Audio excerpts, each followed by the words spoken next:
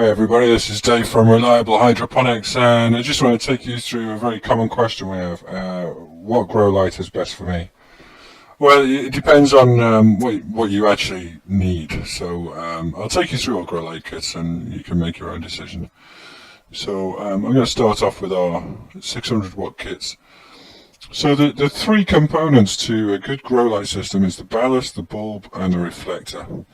And there's different prices and qualities and perhaps features in each of those. So, there's our general kits are there. I'm going to start by looking at the bulbs. So there's two types of bulb that you can run from a ballast. One is high pressure sodium, the other is metal halide. If we just run over and take a look at the metal halides first. So I prefer to run a metal halide in the early stages of growth. So I would actually go with one of these 250 watt metal halide bulbs. Numerous reasons. Number one, the spectrum's a little bit better for those early stages. Number two, 250 watts saves you a lot of money over 600 watts. That's 350 watts you're basically just throwing away because the young plant doesn't need all that power. And we'll talk a little bit more about that later on. The second type of bulb you have is the high pressure sodium. So these are the more orangey yellow lights. And you got a number of choices here. So I'll just run through the different brands. At the moment we've got the Philips Son T bulbs, which are a bloom bulb only. And they are considered, an industry leader. Philips, who's going to go wrong buying Philips? Solid bulbs, nothing bad to say about them. I'll move on. Secondly, we got the Lumitec bulbs. This is just the 250 that we stock. I just think it's a handy dual spectrum bulb, so this is for veg and bloom. You will get by absolutely fine with this bulb in a smallish location, where you don't necessarily need the big wattage. The third is the Sylvania lamps. Again, Sylvania got a big name in growing. They are, I wouldn't say a premium brand, but they're certainly considered to know what they're doing. I don't really use Sylvania lamps, but that's just my own personal choice. And the fourth is the Lumi dual spectrum bulbs. I quite like the Lumis, they're cheap. The difference between the most expensive and the cheapest bulb is getting narrower and narrower as the HPS technology is reaching a plateau. So if I was to spend €100 on a bulb or €26 on a bulb, there's not going to be a massive difference. There will be a difference, but it won't be as big as it was, say, 10 years ago. So you should always bear that in mind when you're buying a bulb.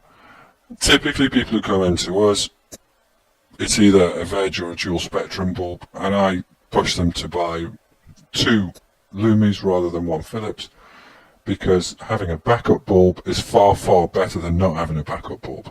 So if you've only found yourself with 52 quid to spend, go with two 600 watts, or even a 600 watt and a 400 watt.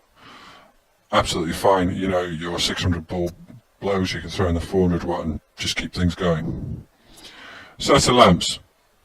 The second part I would say that's important is the reflectors. And here you can see there's two types of reflector in these kits. And the reflector really does have a say in how well a grow cycle goes. So let's just take a look at these reflectors. So I'm just going to work my way through the EnviroGrow Pro CFL. That's a CFL reflector. Let's move on. The Lumi, the aero tubes. Now, these are specifically for people who have a problem with temperature. So your grow room's really hot. These actually vent the heat away from the lamp directly. So, what you gain in controlling the temperature, you lose a little bit of reflectability, because when there's a lamp inside a plastic tube, you've already created a barrier between the lamp and the plant. Yes, it's a see-through barrier, but that is going to have an impact. So this is good if you need to control your temperature, but you're going to lose maybe 10-15% of the light. You then got a standard what's called a barn reflector. Yeah, nothing amazing about these, but they're not shoddy either. They do reflect good enough. The Lumi Maxi is sort of the premium barn reflector because you can remove the cord and replace it with another one. Slightly better than the cheaper version. Certainly if you're going to spend €18, you might as well spend 23. So onto the last two, and these are sort of the premium reflectors. So the ultralight, this is allegedly, we haven't tested this ourselves, but it's allegedly the best spread in a 1 meter grow space. Now you have to consider that that's what they tell you. They could be lying. I suspect they're lying. But there's no doubt that it is quite a good reflector. We've taken them out ourselves and had a look at them. They are quite good. Worth the 55. The one we always recommend, and I know it's the most expensive, but you get what you pay for, is the Power Plant Mantis reflector. And it's just because it's that little bit more usable. So when you start your grow cycle, you would want to focus, with a 250 lamp in there, you'd want to focus all that 250 energy into the space where the plant is. It's a small plant, it's not filling the tent. So you can use the low power but still get a much better growth by having it tight and focusing that light down. But then as the plant grows and as your wattage increases, you build up to 600 watt, you're at a flowering stage. At this point you want to open out that grow area. You want the light to be shining over the entire space as widely as you can. And that's giving you that extra 10%, and it's all about the percentages. It's about making every watt count. It's about getting all that area in your grow space used.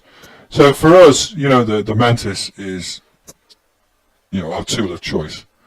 So the last part in the lighting jigsaw is the ballast, and there's 3 different ballasts there in those different kits.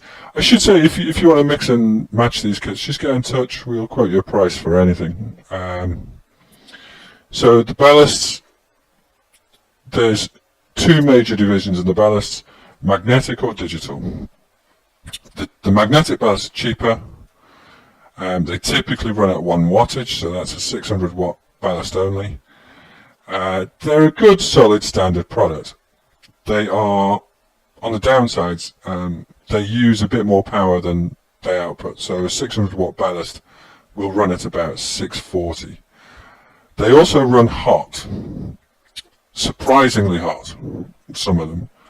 So they need to be, hanging in a well-ventilated area. You wouldn't want to put one of these in your bed with you. Well, I wouldn't. You never know. So they're a good backup piece of kit. It's something that you would have just to make sure, bank holiday weekend, ballast stops working. Holy crap, what do I do? Well, I've got a spare. You're okay. So that's the magnetic ballast. We also stock 2 digital or dimmable ballasts.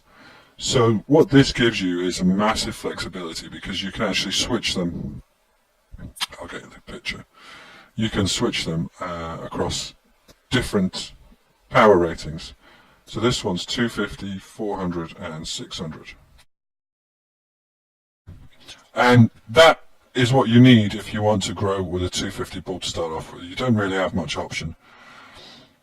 They're good enough quality. This digital ballast is the budget range. It does everything the expensive one does, but it doesn't have the bulb safety technology. So if there's a power surge, your bulb might blow if you're using this ballast, which isn't a big thing. It's 25 quid, but then you don't know your bulb has gone, and it might be 3 or 4 days before you notice, and that's a problem. So it's a good price at €90. Certainly it's not pricing itself out of the market. The one I would go for every time is the Lumi Digita.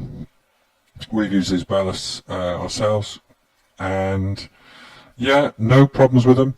They have the dimmable feature, so you can run it at the different power ratings, but they do have the technology to get over a power surge, so they'll actually switch off and then switch back on once it's safe to do so, which not only means it's saving your bulb, it means it's saving your grow, because the lights haven't gone off, they're still on, and that's worth €20 extra in my book. So those are the three ballasts. If we go back to our grow lights, so you say to yourself, what grow kit should I buy? What grow light kit should I buy? Me personally, every single time I go for the best I can get. It's going to give you the return, it's going to give you the satisfaction, and it's going to be the safest. You would probably want to buy a couple of extra bulbs to make use of the facility of going down to 250. I would go to Lumitec 250. I would perhaps go with the metal halide 250. But it's there, you got the options open to you. So again, anytime you want a quote on any kit, you can call us on this. You can email us. We use Proton Mail for email, which is completely secure. Or just message us on the website. Little chat box down here.